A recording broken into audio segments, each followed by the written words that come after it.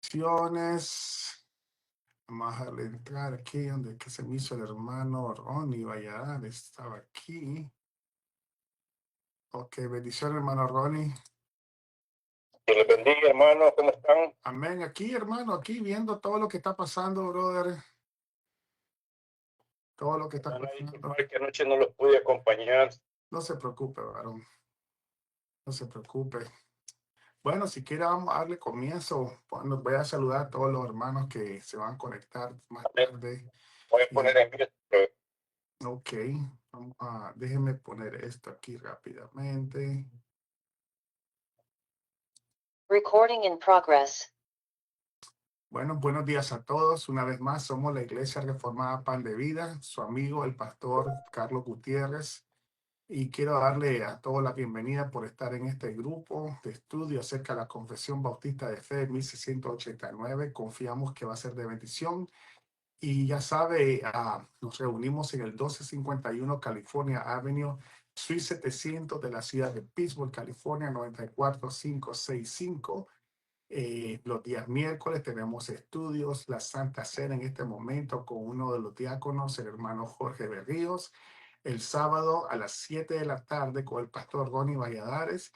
Y el día viernes, el día de hoy, ya sabes, a las 10 de la mañana. El día miércoles es a las 10 de la mañana también. Los domingos los esperamos. Venga a visitarnos. La escuela dominical comienza a las 1:30 de la tarde. Y después a las 2:30 de la tarde comienza nuestro servicio general. A las 3 de la tarde comenzamos a transmitir por Facebook y muy pronto por YouTube Live. Así que acompáñenos. Sería de grande bendición que nos venga a visitar. Vamos a seguir meditando entonces en el párrafo 6 del capítulo 8 de la Confesión de Fe Bautista de 1689. Y así dice la Confesión de Fe.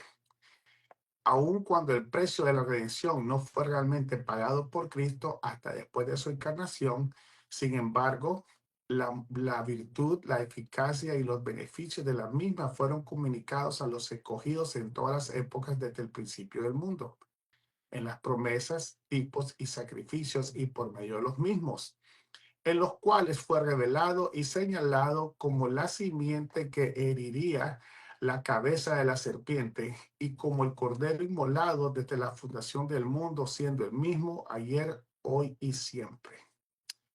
Primeramente, hermano, hemos estado viendo. Vamos a irnos aquí al estudio. Buenos días, hermano Santiago Robles, uno de los maestros de la escuela dominical. Sí. Amén. Amén. Hermana Heréndira, buenos días. Hermana Ana María, Buenos días, bendiciones. pastor. Bendiciones a Buenos todos. días, bendiciones a todos. Amén. Desde Nicaragua, la hermana Ana María, ahí está conectada.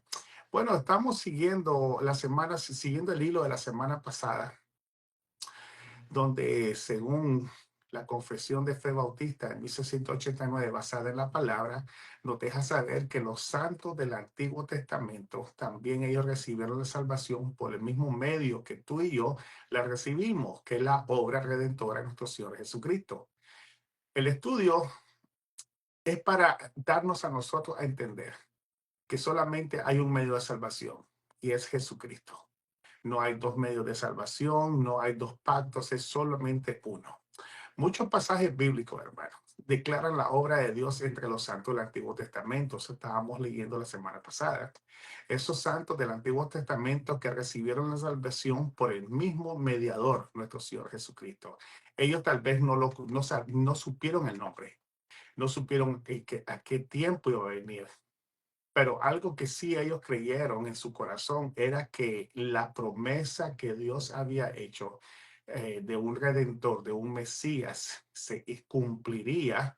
Y eso era más que suficiente para ellos para ser salvos, porque por fe en las promesas de Dios, ellos recibieron la salvación que usted y yo recibimos ya después de que el Señor Jesús vino, murió y resucitó. Gálatas 3:8 dice, y la Escritura, previendo que Dios había de justificar por la fe a los gentiles, Dios dio de antemano la buena nueva a Abraham, diciendo, en ti serán benditas todas las naciones.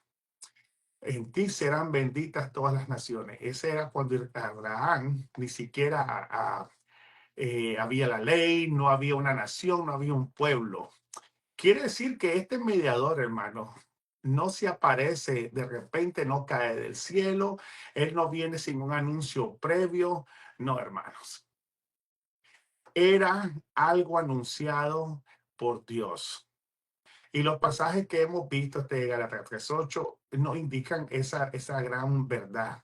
Ahora, Dios de muchas maneras y a través de muchas, o mejor dicho, Dios a través de muchas maneras se encarga de preparar el camino al mediador. Y ahí viene la pregunta que hacíamos la semana pasada. ¿Cómo descansaron y cómo recibieron las fuerzas y el consuelo para seguir los santos del Antiguo Testamento? ¿Qué tuvieron ellos? ¿Qué utilizaron? ¿Qué herramienta utilizaron ellos aparte de las promesas? Para ellos seguir confiando en los momentos de flaqueza, en los momentos de dolor, aún, hermanos, en medio del pecado que ellos tenían. ¿Qué fue lo que los ayudó a ellos? Y eso es lo que vamos a estar estudiando el día de hoy. Cuando se firma un contrato o cuando se redacta un contrato, primeramente se tiene que establecer específicamente la legalidad del contrato. Y el contrato va formado de puntos claves que se tienen que cumplir para que el contrato sea válido entre las dos partes. Ahora, recuerden que este contrato, el pacto de redención que el Señor hizo con el ser humano, no envuelve al ser humano. No, son dos partes, pero el que se encarga de hacer el pacto, de cumplir el pacto, de cerciorarse que el pacto que está siendo establecido se cumpla, es Dios. Así que el pacto solamente cae en Dios. El hombre solamente recibe, porque el hombre no puede hacer nada, no podemos darle nada, no podemos nosotros obrar para que nosotros recibir o tener un pacto con Dios. ¿Ok? Así que el pacto se establecen los puntos específicos para que sea válido. Y si alguno de estos puntos específicos no se cumplen al pie de la letra, ¿qué sucede con el contrato? El contrato queda anulado. Y eso para que nosotros entendamos lo que pasó en el pacto de redención. ¿Qué establece el pacto de redención? Primeramente, que el Señor es el que es el autor del pacto en colaboración, en unidad perfecta en la Santísima Trinidad, que iban a obrar para beneficio del hombre. Ahora, ese beneficio del hombre, tenemos que entender algo. No todos los hombres entran en el pacto. No todos los seres humanos, los pecadores son beneficiados por este pacto. Pero eso sí, hermanos, la muerte del Señor Jesucristo beneficia a toda la humanidad y eso se conoce como la gracia común. La gracia común es la que está sobre todos los seres humanos. La Biblia dice que Dios hace llover sobre buenos y sobre malos. Dios provee. Usted mira, el sol sale para todos. La lluvia, Dios de una manera general bendice y eso es un beneficio que obtenemos por ver el sacrificio de Señor Jesucristo, todos los seres humanos. Pero cuando hablamos del pacto de redención, la salvación, es ese pacto que asegura la salvación de todos los escogidos, te asegura la salvación de todos los que han sido escogidos, hermano. Porque su efecto, así como un contrato legal que está establecido en puntos que se tienen que cumplir, el efecto de ellos, de este pacto en aquellos que serán salvos, es asegurado por las obras de Dios, como Dios obra, como Dios viene y hace que el pacto venga a ser puesto por obra. Y nosotros vemos como en la Biblia la historia de la redención de su pueblo, cómo Dios viene mostrándose y mostrando al hombre pecador la necesidad de un Salvador, cómo Dios viene perdonando, cómo Dios viene mostrando su paciencia, cómo Dios viene haciendo muchas obras, aún utilizando los errores, los pecados del pueblo, pero Dios, como Él dio un pacto, Él hizo un contrato consigo mismo de salvarnos, todo lo utiliza para que ese pacto se vaya a cumplir. al punto de llegar a que el Señor Jesucristo vino, muere y resucita.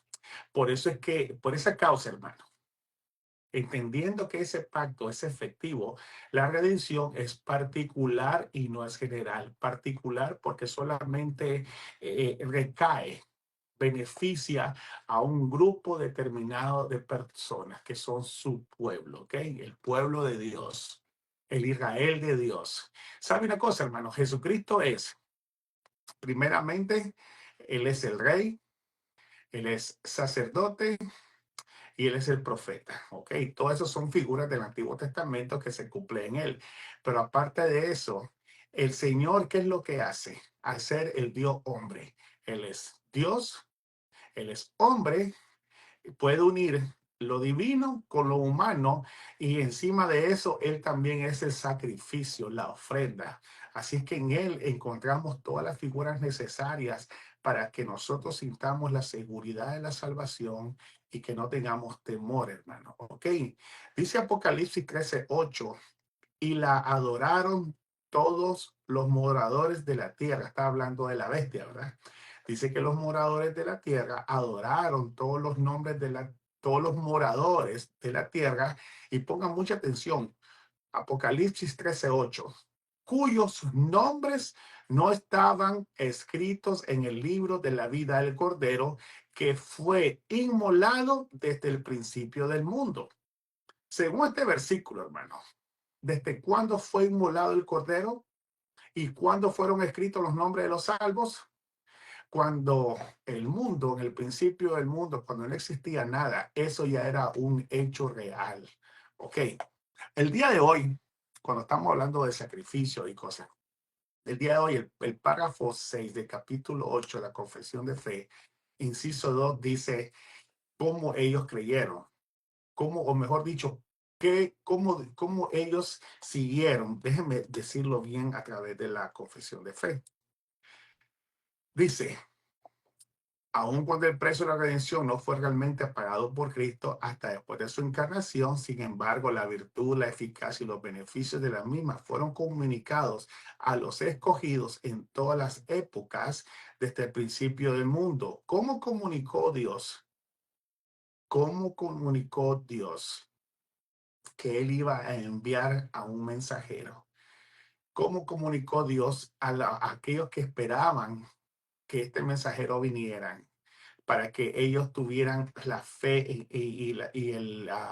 la seguridad de saber esperar por medio de las promesas, los tipos, sacrificios y por medio de los mismos, como Él se revela y cómo Él señala quién es? Él apunta todas estas cosas, los tipos, las promesas, las ceremonias, todo eso solamente es para señalar que iba a venir un Salvador. Y entonces, cuando vamos nosotros aquí al estudio, nos da un versículo bíblico para comienzo. Vamos a, pero, ¿qué dice? Si el inciso 2. ¿Cómo es que Dios utilizó, qué herramienta utilizó Dios para darles seguridad mientras esperaban ellos y para también informando la idea en el corazón de su pueblo para que ellos supieran esperar por medio de las promesas, los tipos y sacrificios y por medio de estos? Todo eso sirvió para ir colectivamente formando una idea, una idea de cómo Dios iba a salvar por medio del Mesías, que es nuestro Señor Jesucristo. De esa manera, la idea iba creando en ellos una imagen de alguien que iba a venir, y ese alguien era el cumplimiento de aquella promesa que había dado en Génesis 3:15. Ahora, para que esta idea se venga formando, se va construyendo a través de promesas, tipos, ceremonias, para ir como poniendo un Lego, va armando un rompecabezas hasta que se muestra la imagen del Mesías, que es el Señor Jesucristo. Pero todo eso fue diseñado por Dios, es parte del contrato, para mostrar que la promesa que él había dado en Génesis 3:15 se iba a cumplir. ¿Cuál es la promesa de Génesis 3:15? La promesa de Génesis 3:15 dice, y pondré enemistad entre ti y la mujer, y entre tu simiente y la simiente suya. Esta te herirá en la cabeza y tú le herirás en el calcañal. Esto se llama el protoevangelio, la primera buena noticia. ¿Y cuál es la primera buena noticia que Dios da después de la caída en el jardín del Edén?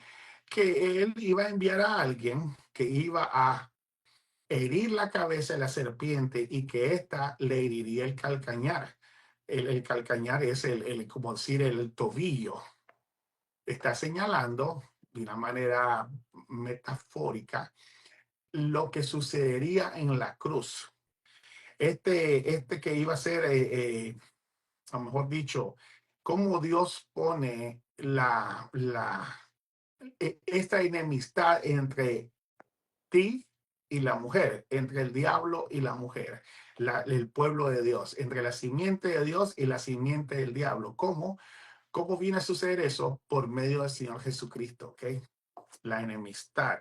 Ahora, hay otro versículo también que toca, que es Primera de Pedro 10:11, y dice, los profetas que profetizaron de la gracia destinada a vosotros inquirieron y diligentemente indagaron acerca de esta salvación. Dice que esos profetas que estaban ellos indagando, sabían que iba a haber un regalo, una gracia, y que esa gracia iba a ser destinada en el futuro. Ellos trataron de indagar, pero no supieron, escudriñando qué persona y qué tiempo indicaba el Espíritu de Cristo que estaba en ellos. El Espíritu de Cristo. Solamente hay dos partes donde se menciona eso, en Pedro y aquí. Ahora, el cual anunciaba de antemano los sufrimientos de Cristo y las glorias que vendrían tras ellos. Dice, todo lo que iba a ser el beneficio, el cumplimiento de aquella promesa, donde dice que la simiente de Dios, el Mesías, iba a herir la cabeza de la serpiente, pero que también la serpiente heriría el tobillo de él, que es lo que sucedió en la cruz, pero que ese beneficio, esa muerte de ese Mesías iba a traer un beneficio grande para nosotros. La gente, los del Antiguo Testamento, estaban esperando. Ellos no sabían quién era, a qué tiempo, nada, indagaron, quisieron, pero no era parte del plan de Dios hasta que se cumplió cuando el Señor Jesucristo nació. Ahora, ¿por qué es importante que tengamos eso? Porque lo que sucedió en el jardín del Edén, hermano, cuando el hombre cayó, desobedeció, como dice el hermano Arcis Pro, una traición cósmica, dice él, entró el pecado. En la caída, hermano, el ser humano perdió su dignidad. Entró la muerte, fue afectada toda la creación. Ahora, el pecado es algo serio y solamente Dios puede lidiar con él. Nosotros somos seres pecaminosos, tenemos que lidiar con el pecado, no podemos dejar de parar.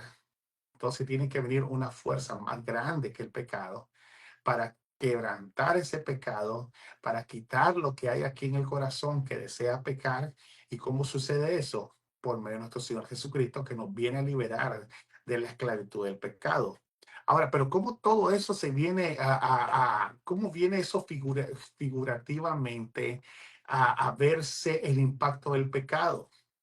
¿Cómo sabemos nosotros que el pecado es algo tan serio y que tenía que merecer castigo y tenía que haber una paga por ese pecado?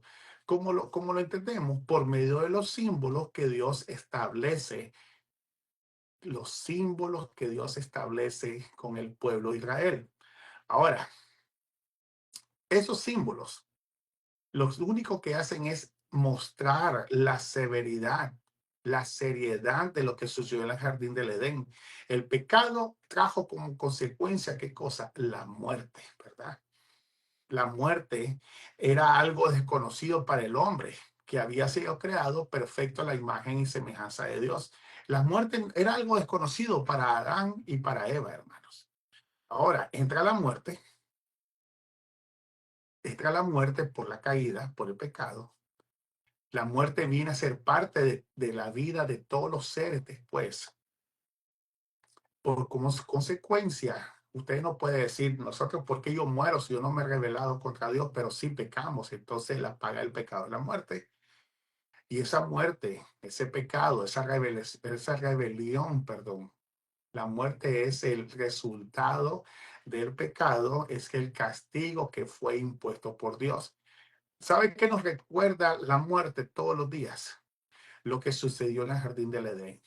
Nuestra muerte física, aún el proceso que nosotros vamos, que estamos envejeciendo y todo eso, es un recordatorio eterno sobre el ser humano de lo que sucedió en el jardín del Edén. Quiere decir que es algo bien serio.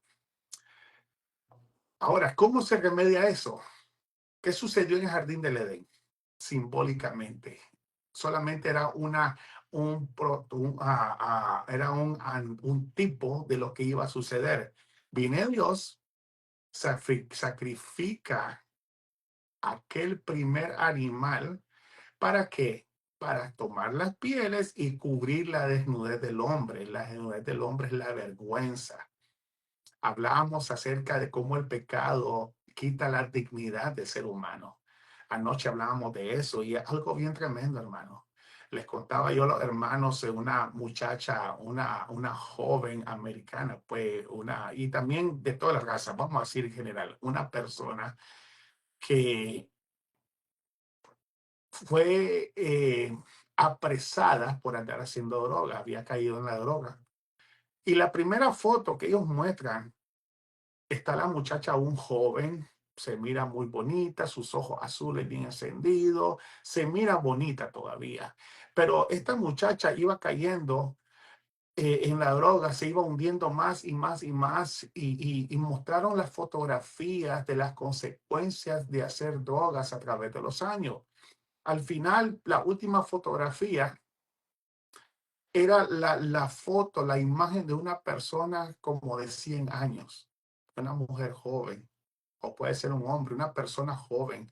Era una cara de una persona como de 100 años, su piel desbaratada, llena de ronchas, llena de marcas, los ojos, aquel brillo que tenía antes apagado, ídala, que como un cristal, ido los ojos de viaje, sin los dientes ya no los tenía, sus encías, era algo, un cadáver, era como un zombie.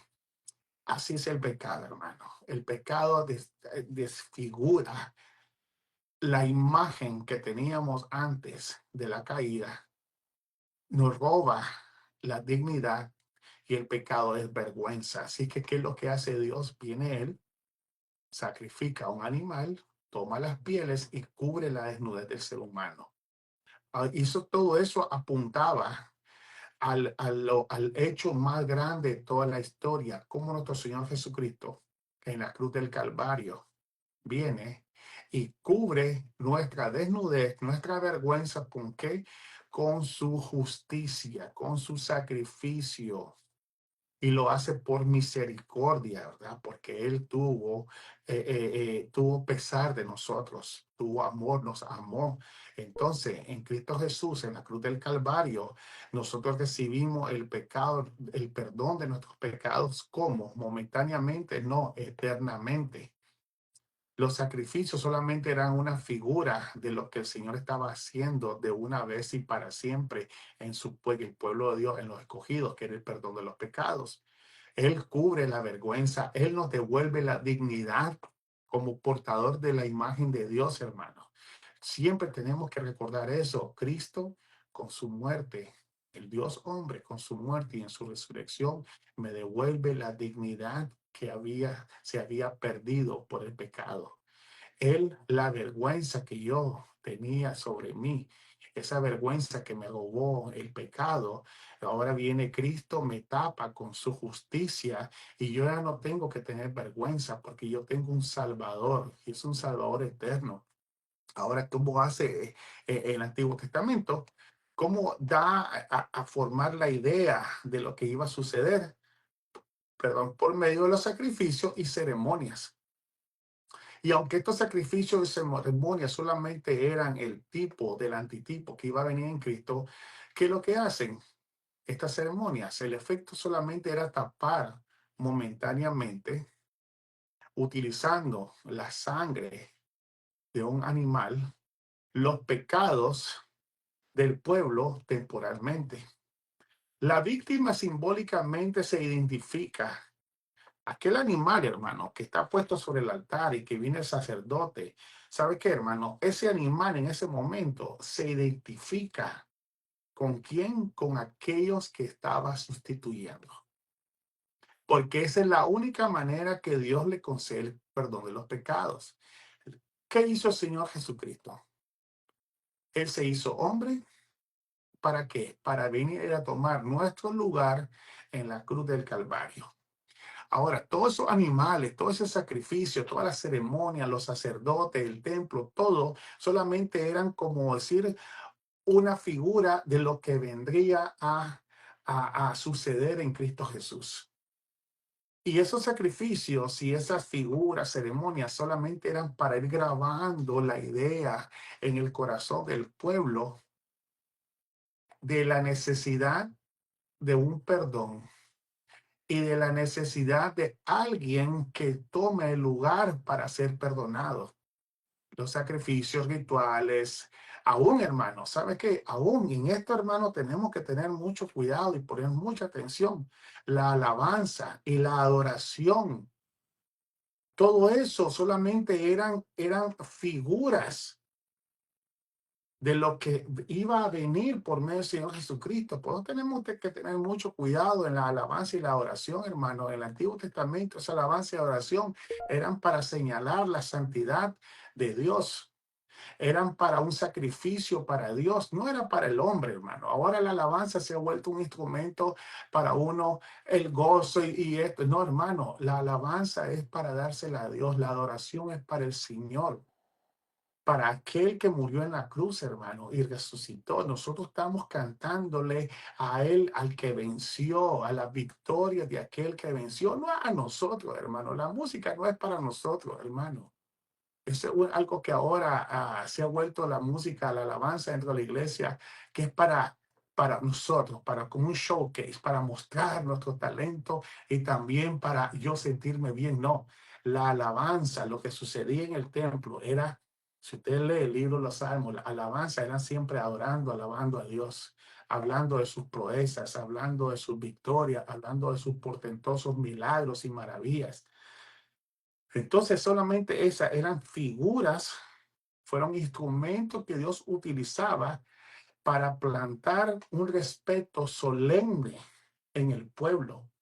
Ok, ahora eso ya no, hermano. Ahora la alabanza no es para plantar que hay una solemnidad, que hay un Dios que merece toda la adoración y que se la tenemos que dar con un conocimiento, sabiendo qué es lo que estamos haciendo. No, ahora se canta cualquier cosa. Y la mayoría del tiempo ya ni se sabe. Por ejemplo, hay cantantes cristianos que cantan alabanza que no se sabe si son románticas para enamorar al hombre o para enamorar a la mujer. Pero te pueden usar. Esto es algo bien triste, hermano.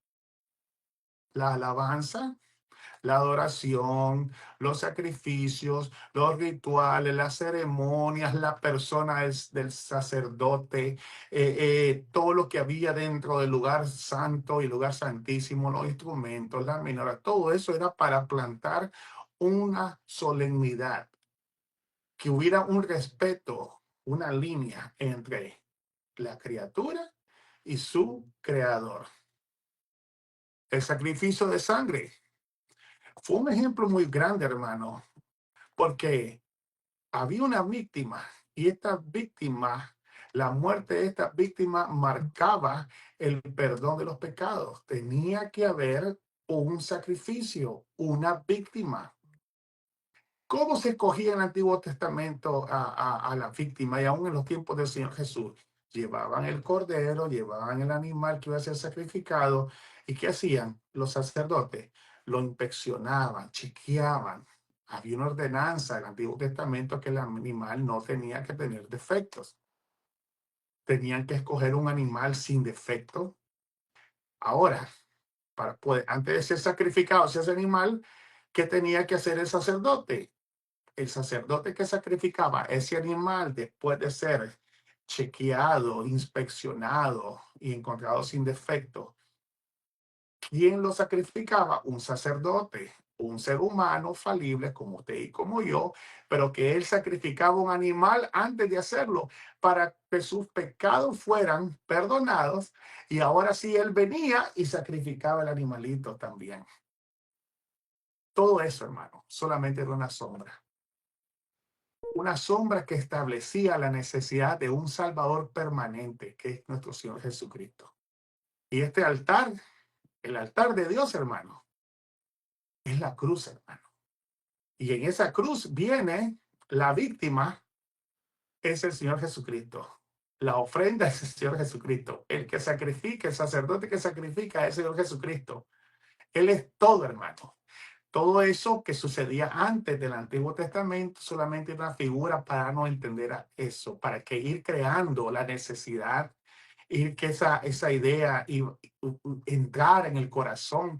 Ahora nosotros, ya nuestro Señor Jesucristo fue sacrificado, murió y resucitó. ¿Cómo debe ser nuestra alabanza? ¿Cómo debe ser nuestra adoración? ¿Cómo debemos nosotros de respetar solemnemente todo lo que sucedía? Ahora tenemos que ser un poco más liberales de todo. Así ya de todos modos estamos por gracia. No, hermano. Tiene que seguir nuestra adoración, nuestra alabanza, todo lo que hacemos dentro de la congregación y aún afuera.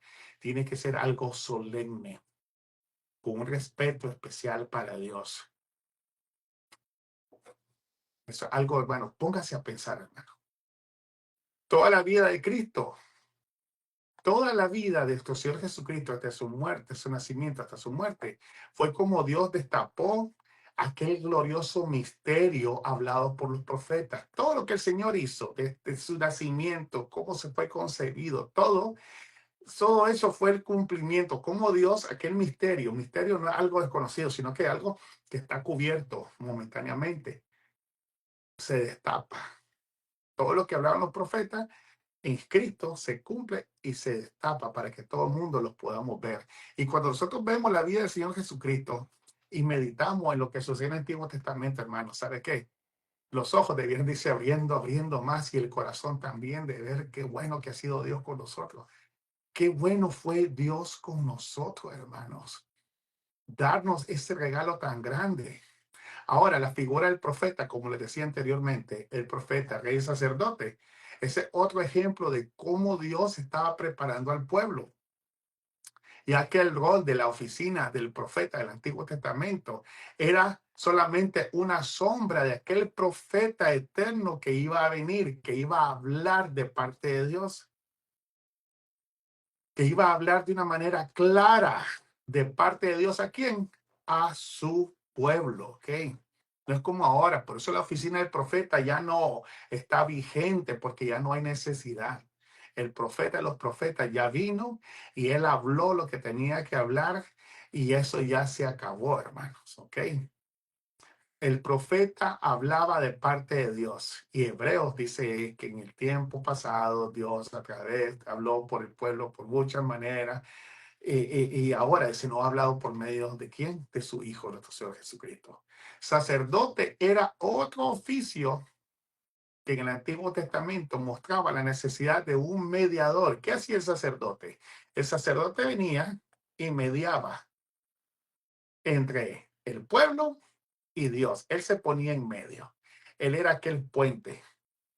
El sacerdote del Antiguo Testamento era un puente, pero, ¿cómo decirlo? Que solamente era temporal. ¿Qué hacía esto? Mostrar la necesidad de un mediador. ¿Un mediador entre quién? Entre un pueblo pecador y el santo, santo, 3 veces santo Dios.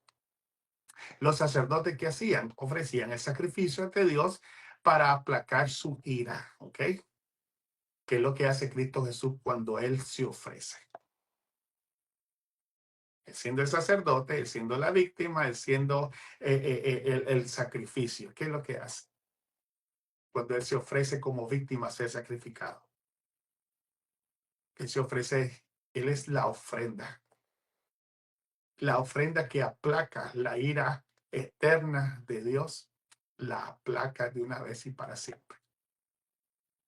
Ahora, la oficina del rey. Qué importante que es la oficina del rey.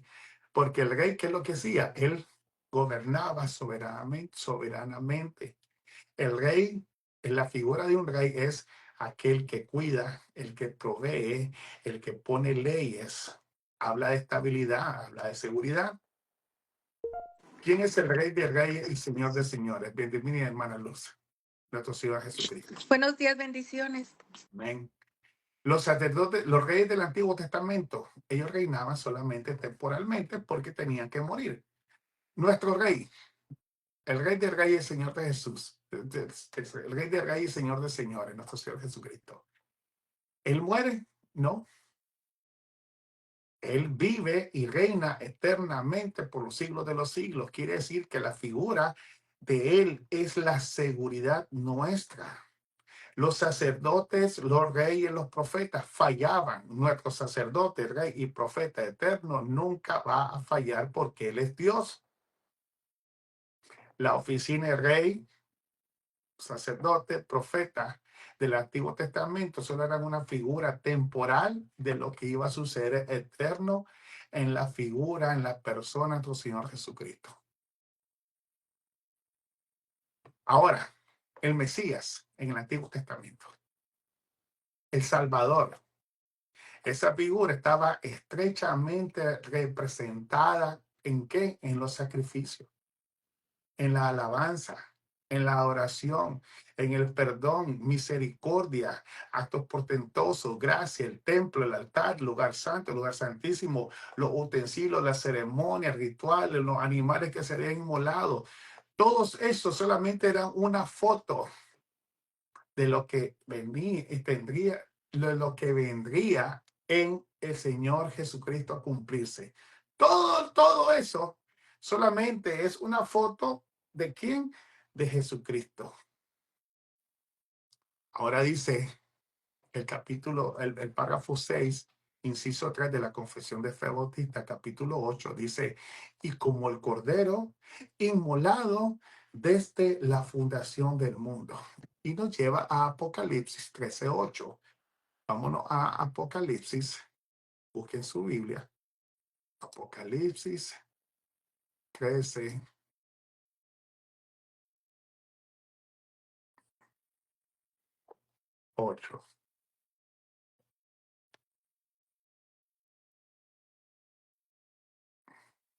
Este versículo ya lo habíamos leído. Y la adoraron todos los moradores de la tierra cuyos nombres no estaban escritos en el libro de la vida del Cordero que fue inmolado desde el principio del mundo. Ok, dice la confesión de fe. Toda la pasión de nuestro Señor Jesucristo lo que hace es como el punto clave del plan de Dios. Ese plan de Dios, hermanos, que nunca cambiará. Y eso sucede ¿para qué? Para darnos a nosotros la garantía.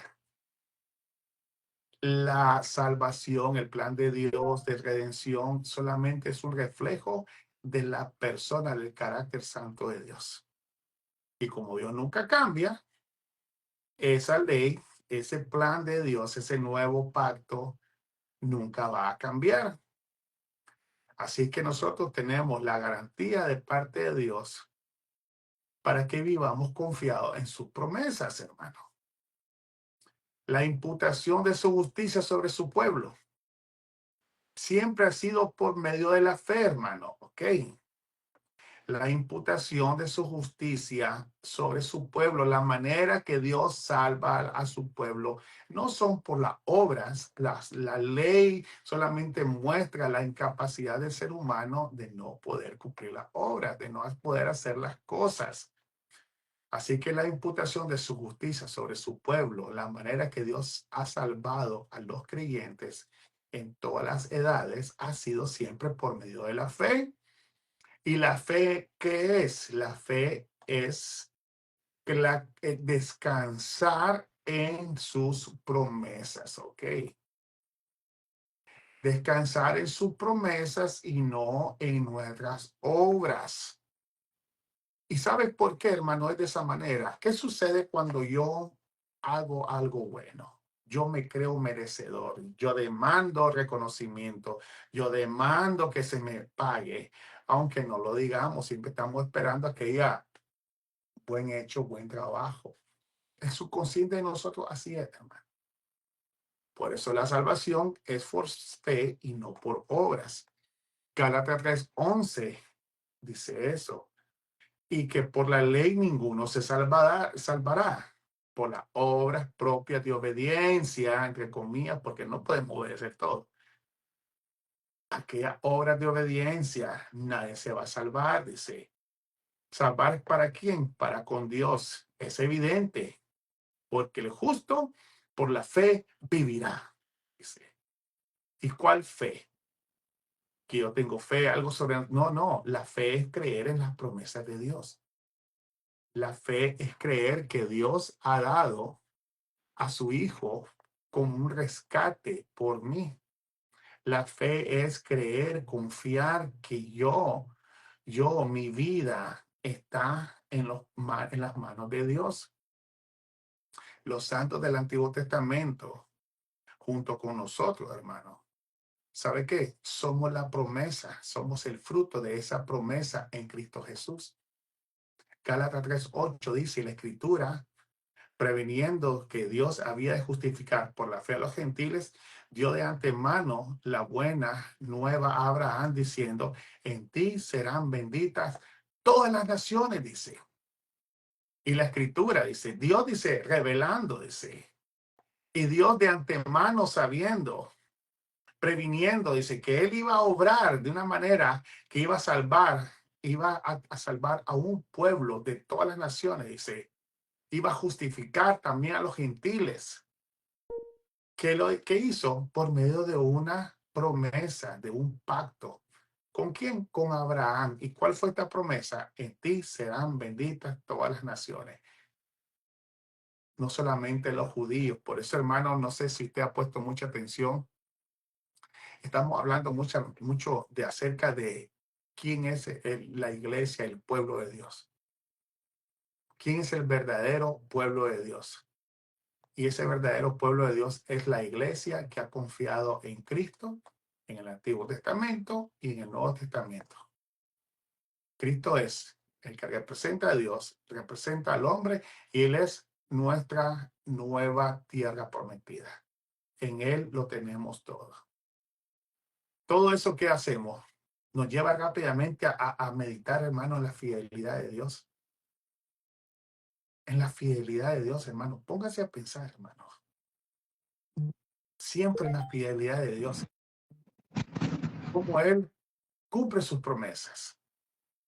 Y cómo sus promesas se van a cumplir siempre, hermano.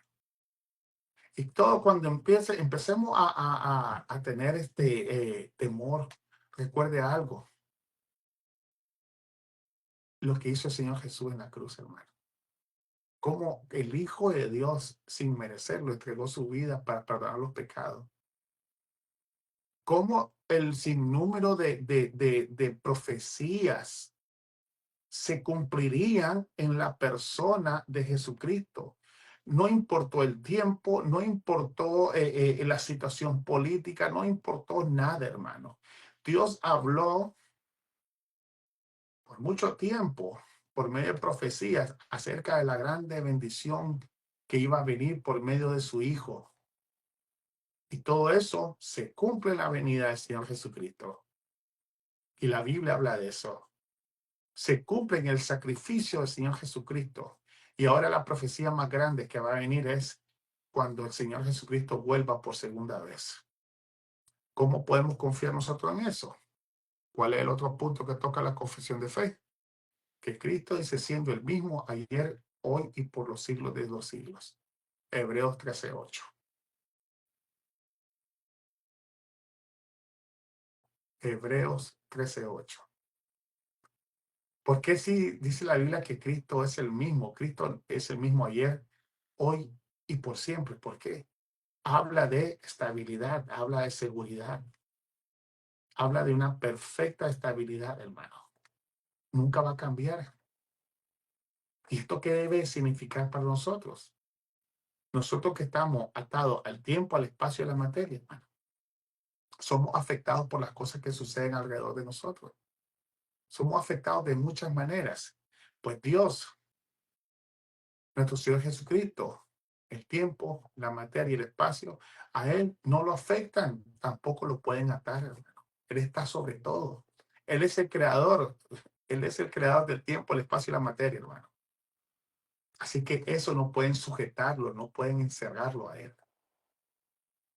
La Biblia dice que para Dios un día son 1000 años y 1000 años son un día. El tiempo no tiene un efecto en Él. No surge el efecto como surge en nosotros. Que un día, un minuto, hermano, ya usted sabe, si yo ahora que me voy a tratar de levantar, me va a doler todo.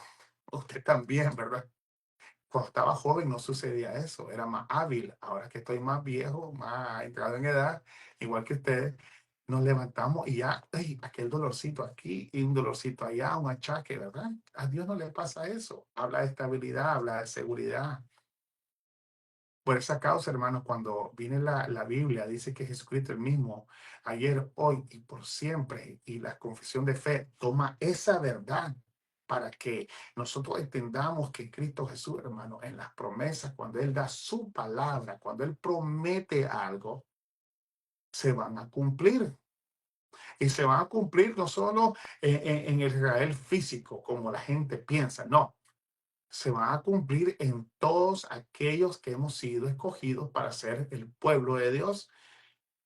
Eso muestra, si la promesa, hermano, fuera solamente para un pueblo físico escogido, hermano, la salvación fuera algo diminuto, fuera algo pequeño, pero no. ¿Qué hace la salvación? Muestra, ¿qué hace Dios? Muestra su salvación para todas las naciones y en todos los tiempos para mostrar la grandeza de Dios. La salvación es el acto, hermano, donde Dios muestra su grandeza, quién es Él, su poder, hermano. A Él no lo detiene ni el tiempo, ni el espacio, ni la materia, no. Él cuando salva, salva, hermano.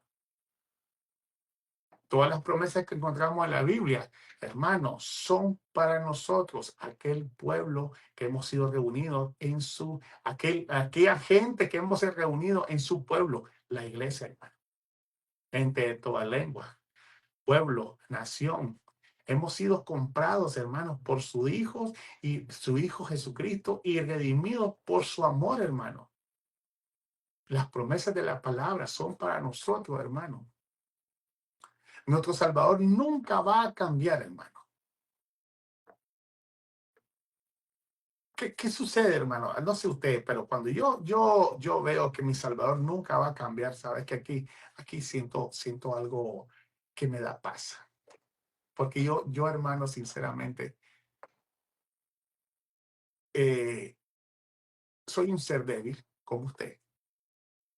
Ningún ser humano es perfecto, es puro, hermano, ¿no? Pero eso sí, hermano, seamos sinceros con nosotros mismos. Cuando yo veo que Jesucristo siempre es el mismo ayer, hoy y los siglos, que sus promesas son verdaderas, que su santidad, que eso es algo que está permanente, Él es así. ¿Saben qué, hermano? A mí, mi corazón, hermano, sinceramente se llena de paz, me da tranquilidad, me da seguridad, me da gozo.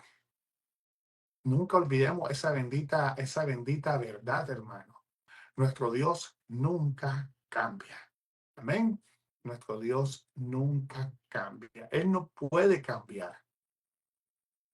Su amor es verdadero porque entrega a su Hijo Jesucristo. Y aquí estaba estudiando algo. Una vez más, aquella expresión de San Anselmo en el año 600, donde dice él, Cur Deus homo. ¿Por qué Dios se hizo hombre? Dice, ¿por qué Dios se hizo hombre? Pensemos eso, hermano. La segunda persona Trinidad, nuestro Jesucristo, se hizo hombre para venir y tomar nuestro lugar en aquella cruz y recibir el castigo que merecíamos tú y yo. el precio de nuestra redención.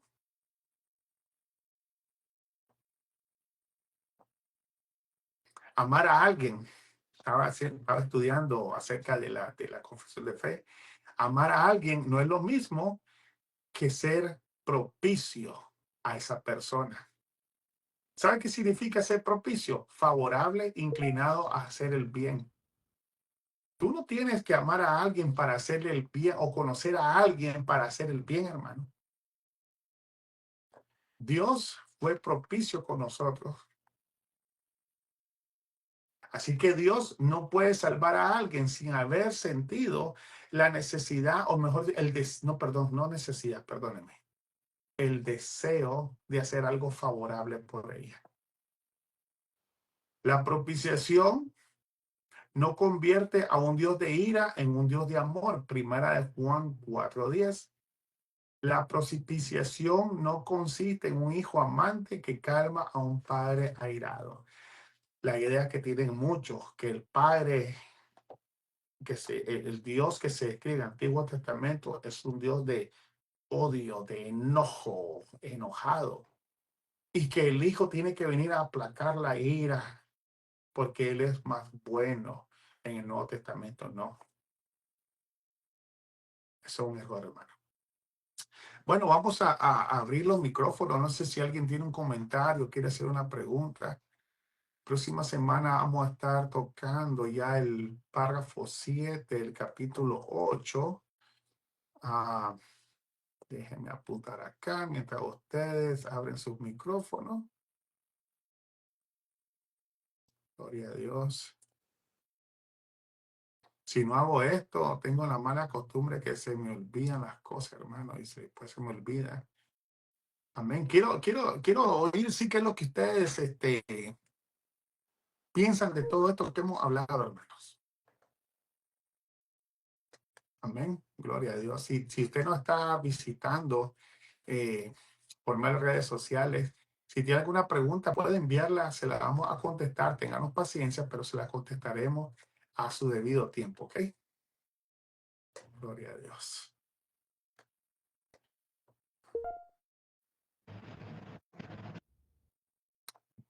Hola, hermano Carlitos. Hermano Santiago, bendiciones. Pues sí, hermano, es que los hermanos por todos lados nos dispara y nos da. Bendición más grande, ¿verdad? Dios es Sí, bueno. hermano, ya Bueno, ahí, y miro la cara esta, es que he tenido experiencia así en mi familia, hermano.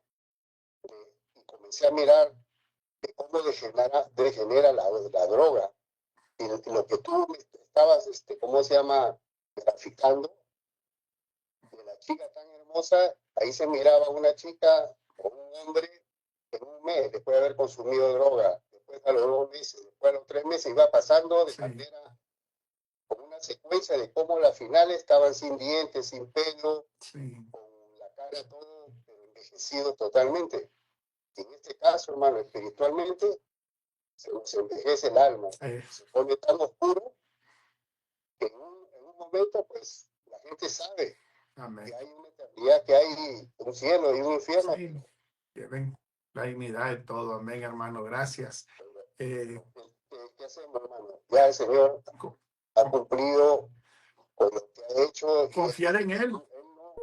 Él no se dice, como decía Jeremías, no se complace de los que se pierden. Ezequiel habla de eso. Amén. Sí. Si no volverán, dice, no vivirán si se vuelven en sus buenos caminos. O sea, Dios ha hecho todo esto, Amén. hermano, para que... Y ahí deja las Sí. pruebas. Dios es tan bueno, hermano, que dio a su Hijo, el Señor Jesús, para que nosotros viviéramos a volver a tener la dignidad perdida y que Él viniera a sanar nuestro corazón. Mi esposa quiere decir algo, tiene las manitos levantadas. Gracias, hermano Santiago. Amén, amén. Bendiciones a todos. Bueno, no, primeramente gracias, ¿verdad? Le doy al Señor por estas clases que realmente son muy, muy importantes. El estudiar lo que es la confesión de fe, ¿verdad? Como vos me lo has dicho, es como el ancla que nos mantiene a nosotros el poder comprender y entender las verdades bíblicas, ¿verdad? Que no nos desviemos, porque ahora escuchamos tantas cosas, tristemente, en iglesias cristianas, donde se enseñan mucha locura, mucha falsa doctrina, que pueden confundirnos, pero si nosotros estamos anclados en la verdad, y la confesión de fe nos ayuda, ¿verdad? A entender Amén, todas sí. estas clases, a entender las verdades bíblicas. Para mí es una gran bendición y yo los animo a todos que sigan, ¿verdad? Viniendo a estas clases. Posiblemente algunas se les haga repetitivas, pero realmente es a veces lo que necesitamos que se repita para que nos quede, ¿verdad? Se nos cabe, ¿verdad? Se El nos corazón. quede, porque yo tengo muy mala memoria, pero yo les digo que para mí ha sido de mucha bendición estas enseñanzas, el entender el propósito de nuestro Señor, quién es Él, quiénes somos nosotros, todo eso, ¿verdad? Es muy importante. Amén. Bien. Amén. Gracias, amor. Gracias, Erika, es mi esposa. Gracias, de verdad que el hermano Santiago y tu comentario son de bendición muy grande. Y la confesión de fe, hermanos, es importante. ¿Sabe qué? La confesión de fe, ¿quiénes odian las confesiones de fe? Los falsos maestros, porque los desnudan, sacan a la luz quiénes son ellos en verdad. Usted va a ver una iglesia donde hay un falso maestro, un falso apóstol, donde hay un falso profeta. Y sabe que no tienen confesiones de fe histórica, hermano. Porque ellos quieren reescribir, quieren reinventar el cristianismo basándose en ellos mismos, sus revelaciones. Y no, hermano. La Biblia no necesita ser reinterpretada, la Biblia necesita ser creída, necesita ser absorbida y puesta por obra, siempre confiando que no, sabiendo, ¿verdad? Que nunca la vamos a poder cumplir totalmente, pero eso no es un instrumento o algo que nos debe de detener por tratar de hacerlo, hermano. Y el Señor Jesús nos ha dado todas las herramientas, amén. Gloria a Dios, gloria a Dios. Gracias, amor, por el comentario. No sé si alguien desea decir algo más. Si no, vamos a terminar hoy. Bueno, ya saben, mañana no va a haber clase a las 7. Así que aproveche, saque hermanas, hijos, saquen a su papá el Día de los Padres.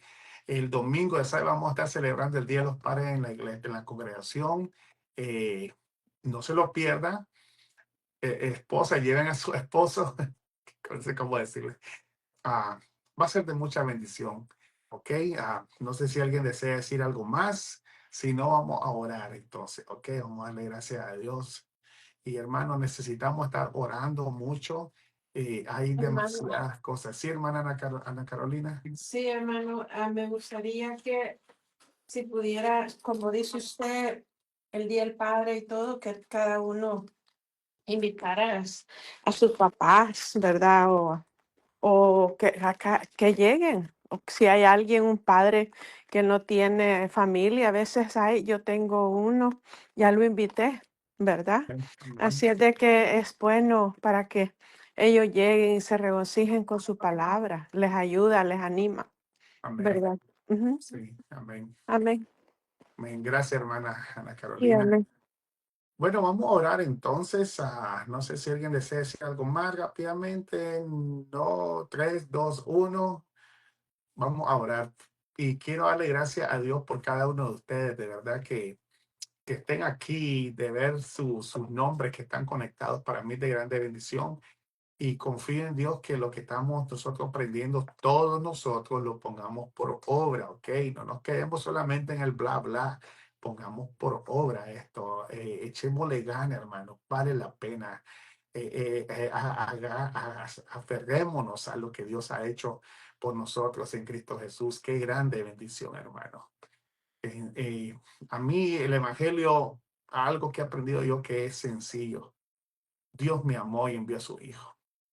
De ahí esto que te hacen los místicos, lo sobrenatural, todo eso son, como decir, son rellenos que hacen estos pastores, falsos maestros, para mantener entretenido al ser humano. No, hermano. Yo lo que necesito entender es Dios envió a su Hijo y su Hijo me amó y entregó su vida por mí y perdonó mis pecados. Y yo no merecía eso. Tenemos que entender eso. Nosotros no merecíamos nada. Él no merecía ser sufrir. Él no merecía ser irrespetado, torturado. Él no merecía nada. Yo sí lo merecía.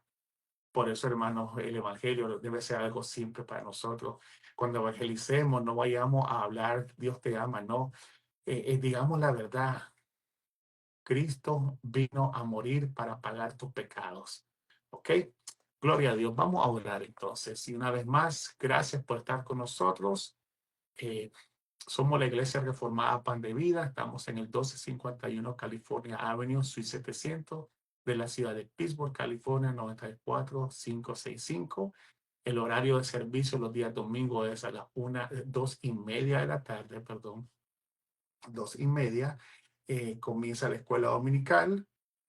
A las 1:30 comienza la escuela dominical. Después a las 2:30 el servicio regular. Y a las 3 de la tarde comenzamos a transmitir por las redes sociales. Tenemos grupos de estudio días miércoles, 10 de la mañana, con el hermano diácono Jorge Ríos. La Santa Cena, qué bendición más grande la que está dando el hermano. Ha tocado la eclesiología, ha tocado el bautismo, la Santa Cena y no sé qué otro estudio venga, pero yo sé que va a estar bueno. Ya saben, los viernes a las 10 de la mañana, la confesión de fe bautista en 1689 con su servidor, y los días sábados a las 7 de la tarde en el hogar de los hermanos Oscar y Marlene Berríos.